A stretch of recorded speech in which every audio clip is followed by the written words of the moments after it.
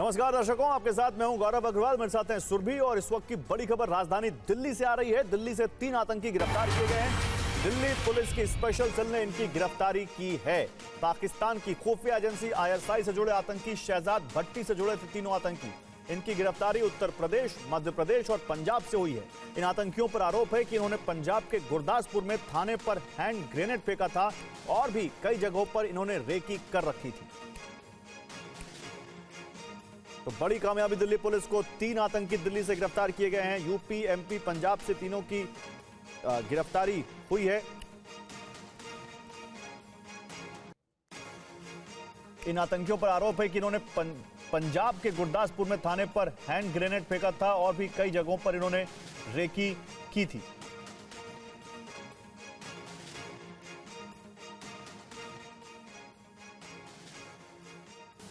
Module bast किया है जिसको पाकिस्तान नेशनल एक शहजाद भट्टी, जो कि गैंगस्टर है, पर आज की डेट में he is working at the behest of intelligence agency of Pakistan, उसने उसके मॉड्यूल को बस्ट किया है और इसमें 3 लोग अरेस्ट किए गए हैं। ये इनमें से एक आदमी जो है वो पंजाब का है, हरगुनप्रीत सिंह, 19 साल का। एक आदमी पंजाब का है, हरगुनप्रीत सिंह 19 साल का पंजाब का है। दूसरा आदमी इसमें जो है वो एक प्रजापति है, जो कि विकास प्रजापति, 19 साल का। ये लड़का दतिया मध्य प्रदेश का है। और तीसरा एक आरिफ है, जो कि बिजनौर उत्तर प्रदेश का है। इनकी जो इन्वॉल्वमेंट पता लगी है वो ये लगी है कि इन्होंने अभी 25 तारीख को गुरदासपुर सिटी स्टेशन में सिटी पुलिस स्टेशन जो है उसके सामने एक हैंड ग्रेनेड फेंका गया था, वो इसी ने एग्जीक्यूट किया था और यही लड़के उसमें इन्वॉल्व थे जिनको पकड़ा गया है। इसके अलावा इनके टारगेट्स पे और भी कई जगह थी जहाँ पे इस ग्रुप को, जहाँ की इन्होंने वीडियोग्राफी की थी, रेकी की थी और इनको फेंकना था हैंड ग्रेनेड्स। जो समझ में आया वो ये कि जो शहजाद भट्टी है ये बाहर से डायरेक्शंस देता था और इस ग्रुप को अपने एसोसिएट्स के साथ डायरेक्टली भी और अपने एसोसिएट्स के साथ हैंडल कर रहा था। तो दिल्ली पुलिस को बड़ी कामयाबी मिली है। 3 आतंकी गिरफ्तार किए गए हैं और बड़ी बात यह है कि दिल्ली लाल किला ब्लास्ट के बाद गिरफ्तारी हुई है। हालांकि उस ब्लास्ट से इनका कनेक्शन है या नहीं अभी पता नहीं है, लेकिन ISI से जुड़े शहजाद भट्टी से कनेक्शन है। स्पेशल सेल ने यह एक्शन लिया है। दिल्ली को फिर से दलाने की एक बड़ी आतंकी साजिश नाकाम की गई। इस बीच एक और सबसे बड़ी खबर है, जहां पश्चिम बंगाल के मुर्शिदाबाद में देसी बम बरामद किया गया और 60 से 70 जिंदा और सॉकेट बम मिलने से सनसनी फैल गई। हालांकि बगीचे में जमीन में यह बम छिपाया गया था। मौके पर सुरक्षा कर्मी जांच में जुटे हुए हैं। बमों को निष्क्रिय करने की कोशिशें भी जारी हैं। तस्वीरें भी सामने आ चुकी हैं जिससे साफ है कि आखिर किस तरीके से बगीचे में जमीन में छिपाए गए थे ये बम और 60 से 70 जिंदा सॉकेट बम मिलने से ही इस वक्त जांच का दायरा बढ़ता जा रहा है। पश्चिम बंगाल के मुर्शिदाबाद में देसी बम जिस जगह से बरामद किए गए वही तस्वीर भी हमारे सामने है और रवि दत्ता हमारे सहयोगी इस बारे में और जानकारी के साथ हमें ज्वाइन कर चुके हैं। रवि, शुरुआती जांच के बाद क्या कुछ सामने आया और क्या इन बमों को निष्क्रिय किया जा चुका है? देखिए, CID और बॉम्ब स्क्वाड ये जगह पे पहुंच चुका है, डोमकॉल, जहां पे 60 से 70 सॉकेट बॉम्ब मिले हैं। अब सॉकेट बॉम्ब सूतली बॉम्ब नहीं होता है, ये पाइप के अंदर होते हैं और ग्रेनेड जैसा इसका काम है, तो ये काफी डेंजरस होते हैं। अब ये बॉम्ब कहाँ से आया था, किस चीज के लिए बनाया जा रहा था? मुर्शिदाबाद वैसे ही जाना जाता है, मुर्शिदाबाद मालदा ऐसे बॉम्ब के लिए, तो क्यों ये हो रहा था और कौन इनके पीछे है, इनको अभी जांच पड़ताल इसकी हो रही है और बॉम्ब को डिफ्यूज करने की बात हो रही है। क्योंकि ये सॉकेट बॉम्ब है, पानी में डुबो देने से इसका क्षमता खत्म नहीं होता, तो इसके लिए अलग प्रोसेस है। बॉम्ब स्क्वाड उसको पूरा देख रहे हैं और जांच पड़ताल ये पूरे मामले में हो रहा है, लेकिन इसके चलते इलाके में आतंक है। शुक्रिया रवि, पूरी जानकारी के लिए आपका।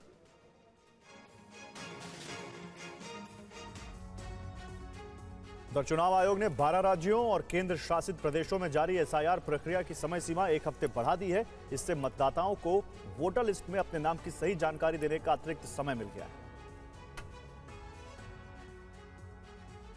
वोटर लिस्ट में नाम जोड़ने का काम अब 4 दिसंबर की बजाय 11 दिसंबर तक जारी रहेगा।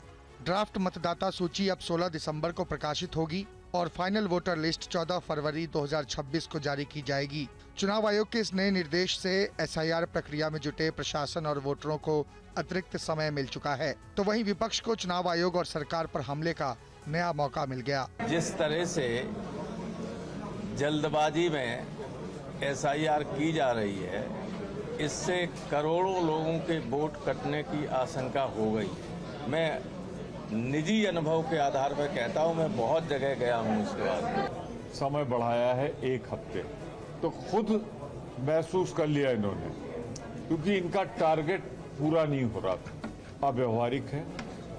इसे फुर्सत के साथ जैसे 2003 में किया गया था, इसमें कम से कम साल 1.5 साल लगेगा, लंबा समय देना चाहिए। कल से शुरू हो रहे संसद के शीतकालीन सत्र से पहले सरकार ने आज सर्वदलीय बैठक बुलाई और इस मीटिंग में विपक्ष के सभी सीनियर लीडर शामिल रहे। SIR का भी मुद्दा उठा।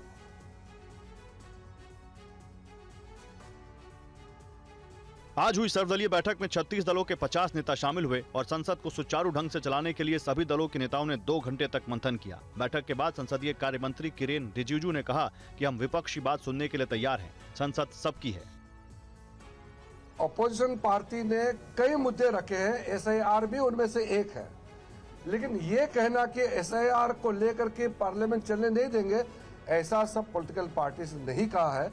अगर किसी ने बाहर में स्टेटमेंट दिया है, उसको सामूहिक स्टेटमेंट नहीं मानना चाहिए। ऐसा लगता है कि सरकार खुद पार्लियामेंट को डिरेल करना चाहती है। संसद का शीतकालीन सत्र 1 दिसंबर से 19 दिसंबर तक चलेगा। 19 दिन में पूरे सत्र के दौरान 15 बैठकें होंगी। इस दौरान एटॉमिक एनर्जी बिल समेत 10 नए बिल पेश हो सकते हैं। कल सुबह 10 बजे इंडिया ब्लॉक के फ्लोर लीडर्स की बैठक राज्यसभा में नेता प्रतिपक्ष मल्लिकार्जुन खड़गे के चैम्बर में होगी।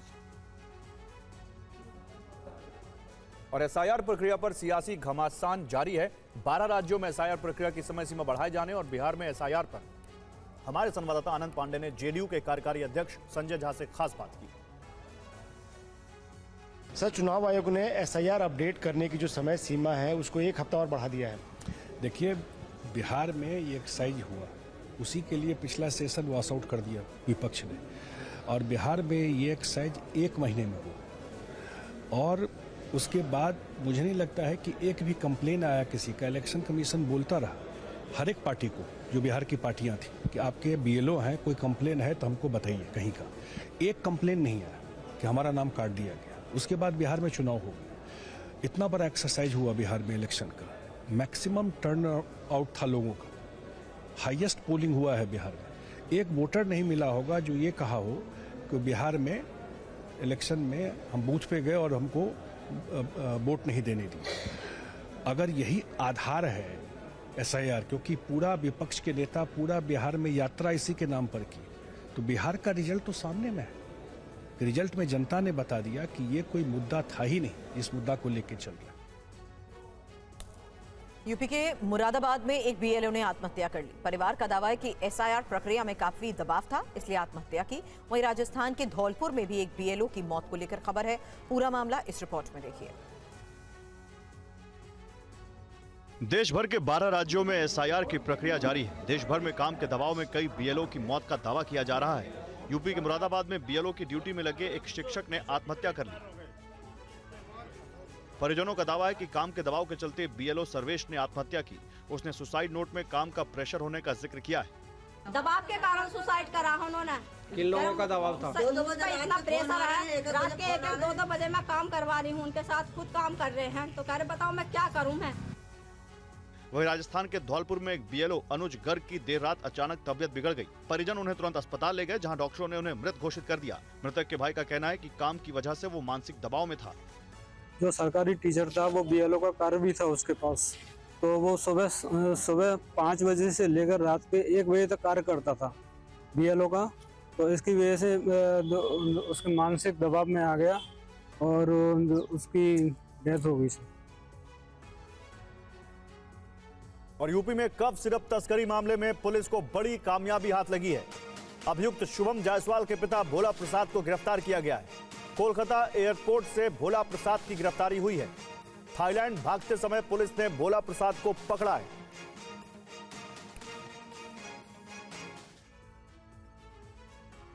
ये है कोडीन युक्त कफ सिरप की तस्करी गिरोह के मास्टरमाइंड वाराणसी के शुभम जायसवाल के पिता भोला प्रसाद।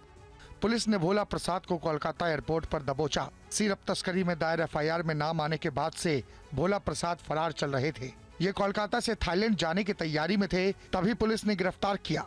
पिता की गिरफ्तारी के बाद पुलिस अब मास्टरमाइंड शुभम जायसवाल की तलाश में जुटी है। वाराणसी में कफ सिरप की अवैध तस्करी के संगठित रैकेट पर वाराणसी कोतवाली में पहली एफआईआर दर्ज की गई थी। एफआईआर में शुभम जायसवाल और उसके पिता भोला प्रसाद समेत कुल 28 लोगों के नाम दर्ज हैं। पिछले महीने से चल रही छापेमारी और करोड़ों रुपए के कोडीन युक्त कफ सिरप की बरामदगी के बाद पुलिस एक्शन में है। ये कोडीन युक्त कफ सिरप उत्तर प्रदेश और अन्य राज्यों में अवैध रूप से सप्लाई किए जा रहे थे। 19 अक्टूबर को सोनभद्र में सिरप की पहली बड़ी खेप सोनभद्र जिले में पकड़ी गई थी। इस दौरान पुलिस ने 2 कंटेनर से 1,19,675 शीशियां जब्त की।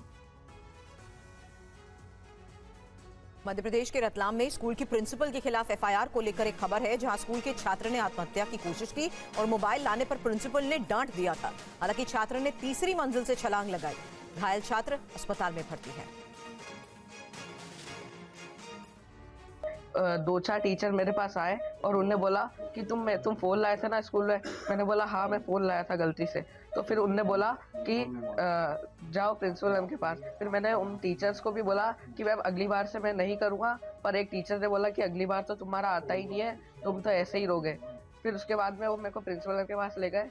फिर मैंने प्रिंसिपल को बोला सॉरी मैम, अब से मैं ऐसा कुछ भी नहीं करूँगा। प्रिंसिपल मैम ने बोला कि अब तुम्हारा कुछ नहीं हो सकता, हम तुम्हें रस्टिकेट कर देंगे और तुम्हारे पेरेंट्स को बुलाएंगे और घर भेज देंगे। फिर उसके बाद में जो है हमारे एक टीचर है, उनने बोला कि ma'am he is a good in sports, वो स्पोर्ट्स में बहुत अच्छा खिलाड़ी है, तो उसने गोल्ड मेडल जीत रखे स्टेट वगैरह में और वो नेशनल में जा चुका है। तो मैम ने बोला कोई बात नहीं, हमको कुछ फ़र्क नहीं पड़ता कि वो नेशनल में गया है कि नहीं, हम तो इसको रस्टिकेट करेंगे और इसके जितने भी स्टेट मेडल है वो सब रख लेंगे। फिर मैं डर गया था, मेरे को लगा प्रिंसिपल हम सच में ऐसा करेंगे और मेरे को ऐसा करेंगे। तो मैं जाके 2nd फ्लोर पे गया भाग के और मैंने नीचे गिर गया, सुसाइड अटेम्प्ट किया। और भोपाल में मौलाना मदनी के खिलाफ विरोध प्रदर्शन किया गया। वीएचपी और बजरंग दल ने उनके खिलाफ कार्रवाई की मांग की है। तस्वीरें मध्य प्रदेश की राजधानी भोपाल की हैं। जमीयत उलेमाए हिंद के प्रमुख मौलाना महमूद मदनी के खिलाफ वीएचपी और बजरंग दल के कार्यकर्ताओं ने भोपाल के रोशनपुरा चौराहे पर विरोध प्रदर्शन किया। प्रदर्शनकारियों ने मदनी का पुतला जलाया, कानूनी कार्रवाई की मांग की है। संविधान का विरोध करके सरिया कानून का वो समर्थन कर रहे हैं, सरिया कानून लागू करना चाह रहे हैं। हिंदू समाज मांग करता है यह पाकिस्तान, बांग्लादेश और इस्लामिक स्टेट नहीं का तो सरिया कानून चलेगा। तो उनसे आग्रह है, प्रशासन से मांग करते हैं से मौलानाओं पर कार्रवाई की जाए और इन पे एफआईआर करके अंदर डाला जाए। इससे पहले मौलाना महमूद मदनी ने सुप्रीम कोर्ट पर सवाल उठाए थे, तो जिहाद पर भड़काऊ तकरीर की थी। उन्होंने कहा था कि जब जब जुल्म होगा जिहाद भी होगा। जिहाद, लैंड जिहाद, तालीम जिहाद, फूड जिहाद वगैरह जैसे जुमले इस्तेमाल करके मुसलमानों की सख्त दिल आज़ारी और उनके मजहब की तौहीन की जा रही है। ये जब जब जुल्म होगा तब तब जिहाद होगा। मध्य प्रदेश के मुख्यमंत्री डॉक्टर मोहन यादव ने सादगी की एक अनोखी मिसाल पेश की है। उनके छोटे बेटे अभिमन्यु यादव की शादी सामूहिक विवाह सम्मेलन में हुई।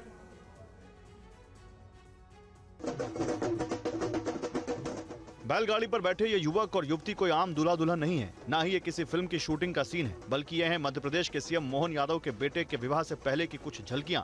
वीडियो में देखिए कैसे दूल्हा अभिमन्यु और होने वाली दुल्हन किसी चमचमाती लग्जरी कार में नहीं बल्कि बैलगाड़ी पर सवार होकर अपने विवाह स्थल पर पहुंचते नजर आ रहे हैं। काला चश्मा लगाए देसी अंदाज में झूमते नाचते दोनों की एंट्री देख हर कोई दंग रह गया।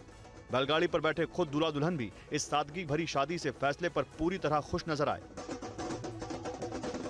फिर वक्त आया दोनों के विवाह का, ऐसा विवाह जो सरलता और सामुदायिक भावना के तौर पर संपन्न हुआ। शादी किसी शाही अंदाज में नहीं बल्कि 21 अन्य जोड़ों के साथ सामूहिक विवाह मंडप में की गई, जहां कार्यक्रम में न कोई भव्य सजावट थी और न ही महंगी गाड़ियों का काफिला, न तो डीजे का शोर था और न ही किसी तरह का दिखावा। वर वधू ने साधारण परिधान पहनकर परिवार की मौजूदगी में समारोह में मौजूद संतों का आशीर्वाद लिया। सभी रस्मों के साथ ये विवाह संपन्न हुआ। इनका बच्चों का ये बहुत बड़ा। और छत्तीसगढ़ में 37 नक्सली हिंसा का रास्ता छोड़ चुके हैं। दंतेवाड़ा में सीआरपीएफ के सामने 37 नक्सलियों ने सरेंडर किया। 27 नक्सलियों पर 65 लाख रुपए का इनाम घोषित है। एक के बाद एक लगातार नक्सली मुख्य धारा में शामिल हो रहे हैं, नक्सली विचारधारा का त्याग कर रहे हैं। 12 महिला नक्सली भी इनमें शामिल हैं जो मुख्य धारा में लौटी हैं।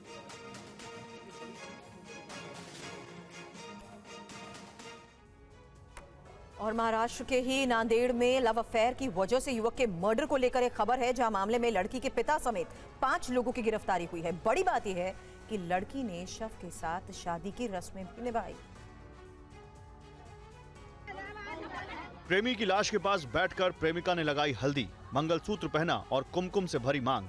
महाराष्ट्र के नांदेड़ में ऐसी घटना हुई जिसने पूरे शहर को भीतर तक झकझोर दिया। यहाँ प्रेम संबंध की वजह से एक युवक का लड़की के परिजनों ने मर्डर कर दिया। युवती इस घटना के बाद अपने प्रेमी के घर गई और उसके शव से विवाह कर लिया। इस घटना ने सभी को स्तब्ध कर दिया। ये घटना नांदेड़ के इटवारा इलाके की है। पुलिस ने बताया कि सक्षम देटे की लव अफेयर की वजह से हत्या हुई। आरोप है कि सक्षम का मर्डर उसकी प्रेमिका आंचल के पिता और भाइयों ने मिलकर किया। सक्षम देटे को पहले 3 गोलियां मारी गई, फिर उसके सिर पर भारी भरकम पत्थर से प्रहार किए गए।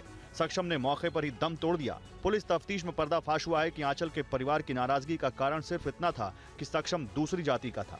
इसी वजह से आंचल के परिजन इस रिश्ते के खिलाफ थे, जबकि सक्षम और आंचल हर हाल में शादी करना चाहते थे। पोस्टमार्टम के बाद सक्षम का शव घर पहुंचते ही आंचल समेत पूरे परिवार का दर्द फूट पड़ा। पूरे घर में चीख पुकार और चीत्कार मच गई। आंचल भी सक्षम के शव के पास बैठकर रोती रही। उसने वहीं पर शव के साथ विवाह की रस्में निभाई। मृतक के भाई ने पुलिस में शिकायत की है। फिलहाल मामले की जाँच जारी है। और राजस्थान के जयपुर में हुए भीषण सड़क हादसे में 8 लोगों की जान चली गई। हाईवे पर ट्रक और कार की टक्कर कैसे हुई, आपको दिखाते हैं। तस्वीरें जयपुर में हुए भीषण सड़क हादसे की हैं। ओवरटेक के चक्कर में तेज रफ्तार कार की ट्रक से जोरदार टक्कर हुई। इस सड़क हादसे में 8 लोगों की मौत हो गई तो 2 लोग गंभीर रूप से घायल हैं। हादसे के बाद मौके पर सैकड़ों गाँव वालों की भीड़ जमा हो गई। तुरंत इस हादसे की पुलिस को सूचना दी गई। पुलिस ने बताया कि जयपुर में दौसा मनोहरपुर हाईवे पर तेज रफ्तार कार की वजह से यह हादसा हुआ। बेकाबू तेज रफ्तार कार का अचानक संतुलन बिगड़ गया। ओवरटेक करते वक्त कार इस ट्रक से टकरा गई। पुलिस ने शवों को पोस्टमार्टम के लिए भिजवा दिया है। वहीं घायलों को भी नजदीकी अस्पताल में भर्ती कराया गया। हादसे की तफ्तीश जारी है। चश्मदीदों के मुताबिक हादसा इतना जोरदार था कि दोनों वाहनों के परखच्चे उड़ गए। मौके पर चीख पुकार मच गई। जैसे ही आसपास के लोगों ने हादसा देखा, वो तुरंत घायलों की मदद के लिए पहुंचे। ये सड़क हादसा रतनपुर क्रशर के पास हुआ। इस हादसे में 8 लोगों ने मौके पर ही दम तोड़ दिया तो बाकी 2 लोगों की हालत नाजुक है। जम्मू कश्मीर के गुरेज घाटी के जंगलों में पिछले 4 दिनों से आग लगी हुई है और इस आग में वन भूमि का एक बड़ा हिस्सा जलकर खाक हो चुका है। आग बुझाने का काम युद्ध स्तर पर जारी है। ये एलओसी के पास गुरेज घाटी की तस्वीर है। पिछले 4 दिनों से इस जंगल में आग लगी हुई है। इस आग से गुरेज घाटी में फैली जंगल को काफी नुकसान हो रहा है। भीषण आग से इस वन भूमि का एक बड़ा हिस्सा जलकर खाक हो गया। सैकड़ों पेड़ जल गए। ये आग नियंत्रण रेखा के पास एक सुदूर और पहाड़ी इलाके के वन कंपार्टमेंट 32 में लगी है। यहाँ मौजूद सूखी घास और घनी झाड़ियों ने आग को और भड़का दिया है। ये आग तेजी से फैलती जा रही है। वन विभाग, भारतीय सेना, जम्मू कश्मीर पुलिस और स्थानीय स्वयंसेवकों की टीमें पिछले 4 दिनों से आग पर काबू पाने की कोशिशों में लगी है। आग बुझाने में लगी टीम 24 घंटे काम कर रही है। पहाड़ी ढलानों के कारण आग बुझाना बेहद मुश्किल हो गया है। वन विभाग के अधिकारियों का कहना है कि घटनास्थल तक सड़क संपर्क नहीं है, इसलिए दमकल गाड़ियां वहां तक नहीं पहुंच पा रही। इसलिए मैनुअल तरीके से आग को बुझाया जा रहा है, जिससे काफी मुश्किलें आ रही हैं। फिलहाल आग लगने का सही कारण अभी तक पता नहीं चल पाया है। आग पर पूरी तरह से काबू पा लेने के बाद इसका आकलन किया जाएगा। लेकिन अभी और ऑस्ट्रेलिया के बड़े शहर सिडनी में भीषण आग लग गई, जिसे देखकर पूरे शहर के लोग दहशत में आ गए। इस आग की लपटें कई किलोमीटर दूर से दिख रही थी।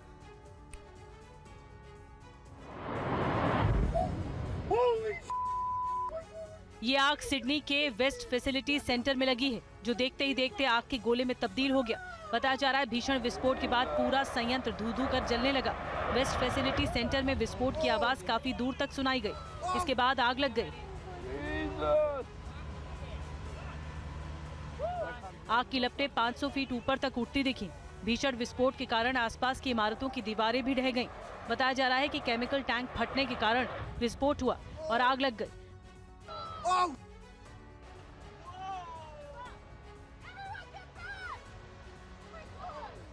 विस्फोट के बाद मलबे का एक बड़ा हिस्सा फायर ब्रिगेड कर्मियों पर भी पड़ा, जिससे 2 लोग घायल हो गए। पश्चिमी सिडनी में लगी ये आग हाल के वर्षों में इस क्षेत्र की सबसे बड़ी आग है। इसे बुझाने के लिए फायर ब्रिगेड की 50 गाड़ियां और 200 से ज्यादा फायर ब्रिगेड कर्मियों को लगाया गया। अब आग पर काबू पा लिया गया है। दिल्ली के वसंत कुंज इलाके में देर रात मर्सिडीज कार का कहर देखने को मिला और तेज रफ्तार कार ने 3 लोगों को जोरदार टक्कर मार दी। इस हादसे में एक की जान चली गई। पुलिस कार ड्राइवर को हिरासत में ले चुकी है। हिमाचल प्रदेश के रजिस्ट्रेशन वाली इस मर्सिडीज G63 कार ने कल देर रात 3 लोगों को कुचल दिया। देर रात 3 लोग ऑटो का इंतजार कर रहे थे, तभी तेजी से आ रही इस मर्सिडीज कार ने तीनों लोगों को कुचलते हुए आगे बढ़ गई। हादसे की खबर मिलते ही पुलिस मौके पर पहुंची और घायलों को तुरंत अस्पताल पहुंचाया गया। इलाज के दौरान उत्तराखंड के चमोली के रहने वाले 23 वर्षीय रोहित की मौत हो गई, जबकि 2 लोग अस्पताल में भर्ती हैं। पुलिस ने कार चला रहे शिवम को गिरफ्तार कर लिया है। बताया जा रहा है कि अभियुक्त दिल्ली के करोलबाग का रहने वाला है। घटना के समय वो अपनी पत्नी और बड़े भाई के साथ गाड़ी चला रहा था। वो एक शादी समारोह से लौट रहा था। बताया जा रहा है कि मर्सिडीज कार अभियुक्त शिवम के दोस्त अभिषेक की है। शुरुआती जांच और पूछताछ में पता चला है कि गाड़ी का बैलेंस बिगड़ गया, जिसके बाद तेज रफ्तार कार एक पोल से टकरा गई। यहीं पर तीनों पीड़ित एक ऑटो स्टैंड पर खड़े होकर इंतजार कर रहे थे। पुलिस ने मामला दर्ज कर अभियुक्त को गिरफ्तार कर लिया है। पुलिस हादसे की सही वजह जानने की कोशिश कर रही है।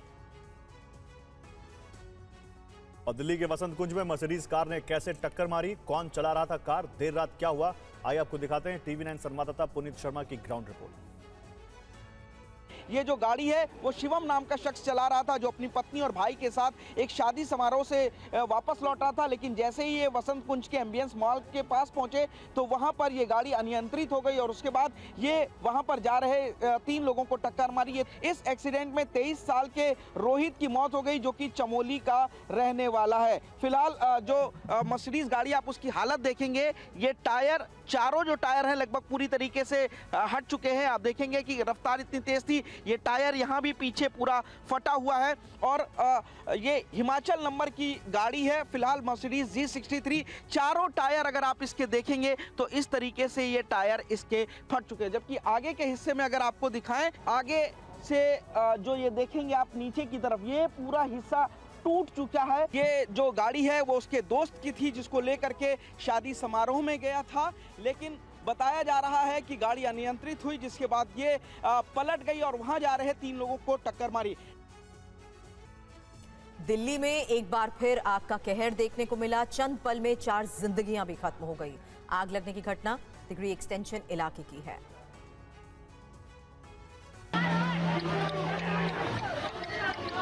शाम को 4 मंजिला मकान में भीषण आग लग गई और इस घटना में 4 लोगों की मौत हो गई, जबकि एक शख्स झुलस गया। प्रत्यक्षदर्शियों के मुताबिक आग ग्राउंड फ्लोर पर मौजूद शू शॉप में लगी और देखते ही देखते आग ऊपरी मंजिल तक फैल गई। 4 मंजिला मकान को अपनी चपेट में ले लिया। इसके बाद मौके पर पहुंची फायर ब्रिगेड की 4 गाड़ियों ने आग पर काबू पाया, लेकिन तब तक बहुत देर हो चुकी थी। आग लगने से 4 लोगों की मौत हो गई। आग कैसे लगी, इसकी अभी तक पुष्टि नहीं हो पाई है। मामले की जांच जारी है। बताया जा रहा है कि सतेंद्र जूते की दुकान चलाता था और जूते की दुकान में पेट्रोल भी बेचने के लिए रखता था। आशंका है कि बिजली के मीटर के पास शॉर्ट सर्किट होने की वजह से आग लगी है और पेट्रोल होने की वजह से आग की लपटों ने पूरे 4 मंजिल बिल्डिंग को अपनी चपेट में ले लिया।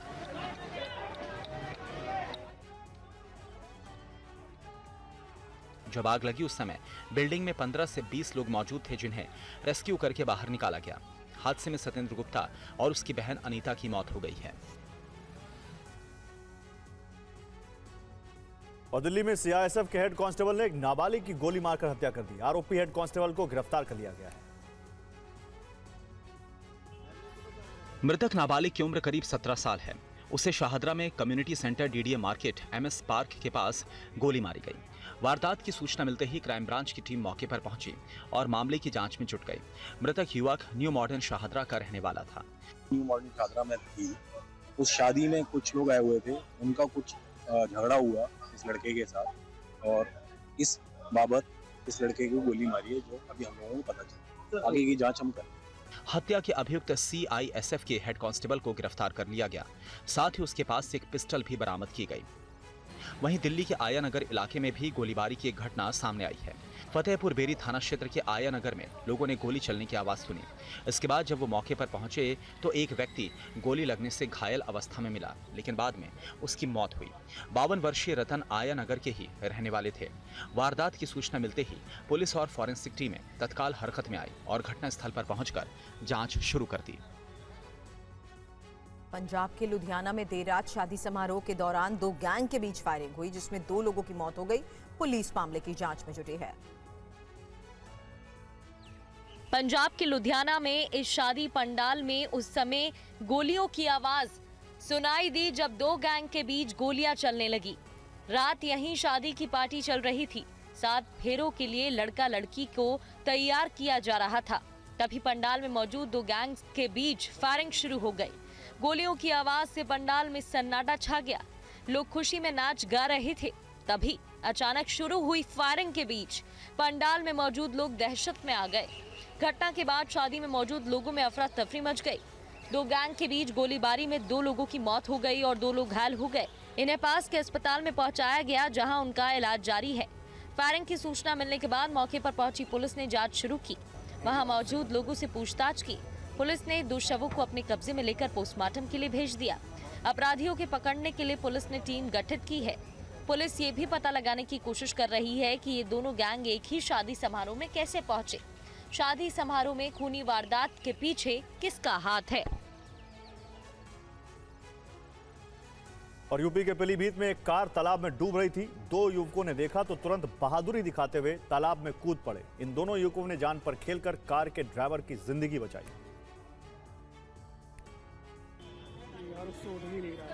तालाब में गिरी कार, अंदर फंसा कार का ड्राइवर। कार के दरवाजे हुए लॉक। खोलने की कोशिश कर रहा है कार ड्राइवर। मदद की गुहार लगा रहा है कार ड्राइवर। ड्राइवर की जिंदगी संकट में देख नाविक अपनी नाव से कार तक पहुंचा। उसने कार का शीशा तोड़ा, ड्राइवर को हाथ पकड़कर खींचा। तभी नाव का संतुलन बिगड़ गया। देखते ही देखते कार और नाव दोनों तालाब में समाती चली गई। फिर भी शख्स ने हिम्मत नहीं हारी, जैसे तैसे ड्राइवर को कार से निकाल लिया। तभी एक और युवक मदद के लिए तालाब में कूद गया। दोनों युवक मिलकर कार ड्राइवर को खींचकर तालाब से बाहर निकाल लाए। सीपीआर देने के बाद ड्राइवर होश में आया। तस्वीरें यूपी के पीलीभीत की हैं। हादसा कांशीराम बारात घर के पास हुआ। देखते ही देखते कार डूबने लगी। कार के शीशे बंद थे। पानी का दबाव बढ़ने लगा। इस बीच तालाब के किनारे काफी भीड़ इकट्ठा हो गई। इसके बाद 15 मिनट तक चले रेस्क्यू के बाद इन दोनों युवकों ने शिवम को कार से सुरक्षित निकाला। और यूपी के गोरखपुर में हैरान करने वाली घटना सामने आई, जहां एक तेज रफ्तार बुलेरो ने कैंसर हॉस्पिटल की पार्किंग में खड़ी 16 बाइक को टक्कर मार दी। बेकाबू रफ्तार बुलेरो कार 16 गाड़ियों को रौंदा। लोगों ने भागकर बचाई जान।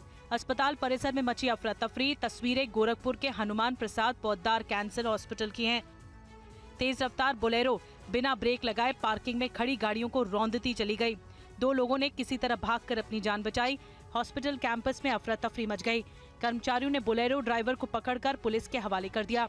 बुलेरो की चपेट में आई बाइक और स्कूटी बुरी तरह क्षतिग्रस्त हो गई। इस मामले में सभी 16 बाइक मालिकों ने शाहपुर थाने में शिकायत दर्ज कराई है, तो पुलिस इस हादसे की तफ्तीश में जुटी है। ड्राइवर की पहचान मंझरिया गांव के यशवंत यादव के रूप में हुई है। पुलिस की पूछताछ में ड्राइवर ने बताया कि वो खून देकर आया था, कुछ समझ नहीं पाया, अचानक हादसा हो गया। इन्वेस्टिगेशन में जुटी पुलिस ने हादसे की वीडियो को खंगाला है। तस्वीरों में दिखा कि तेज रफ्तार बुलेरो गाड़ी ने 3 सेकंड में 16 बाइक को कुचल दिया। गनीमत यही है कि इस दौरान ये बेकाबू रफ्तार गाड़ी किसी शख्स पर नहीं चढ़ी, नहीं तो कई अनहोनी हो सकती थी। और यूपी के गाजियाबाद से स्टंट का एक खतरनाक वीडियो सामने आया है। तस्वीरों में कुछ लड़के थार गाड़ी से जोखिम भरे स्टंट करते दिखे। थार में बैठने के बाद कुछ लोग खुद को सूरमा समझने लगते हैं। सड़क पर थार चला रहे हैं तो क्या स्टंट करेंगे? जान जोखिम में डालकर रील बनाएंगे, हुड़दंग मचाएंगे। गाजियाबाद का वीडियो रोंगटे खड़े कर देने वाला है। सिंघम बनने की कोशिश में थार के ड्राइवर ने कई लोगों की जिंदगी को संकट में डाल दिया। थार का ड्राइवर स्टंट करता दिखाई दिया। ट्रैफिक नियमों की धज्जियां उड़ाता नजर आया। आप देख सकते हैं कि थार के आसपास कुछ महिलाएं आवाजाही कर रही हैं, कुछ बच्चे भी मैदान में खेल रहे हैं। वही मैदान में थार के स्टंट को देखकर वो थोड़े सहम जाते हैं, फिर आगे बढ़ जाते हैं। महिलाएं और बच्चे थार के हैरत और रोमांच के मिले जुले भावों से स्टंट देख रहे हैं। इन्हीं लोगों में से किसी ने अपने मोबाइल में वीडियो बना लिया जो अब वायरल हो रहा है। ये घटना गाजियाबाद के विजयनगर थाना क्षेत्र के मिलिट्री ग्राउंड की है। सोशल मीडिया पर वायरल होने के लिए अपने साथ साथ दूसरों की जान से खिलवाड़ करना किसी भी सूरत में सही नहीं ठहराया जा सकता। सिंघम स्टाइल का स्टंट असल जिंदगी में खतरनाक साबित हो सकता है।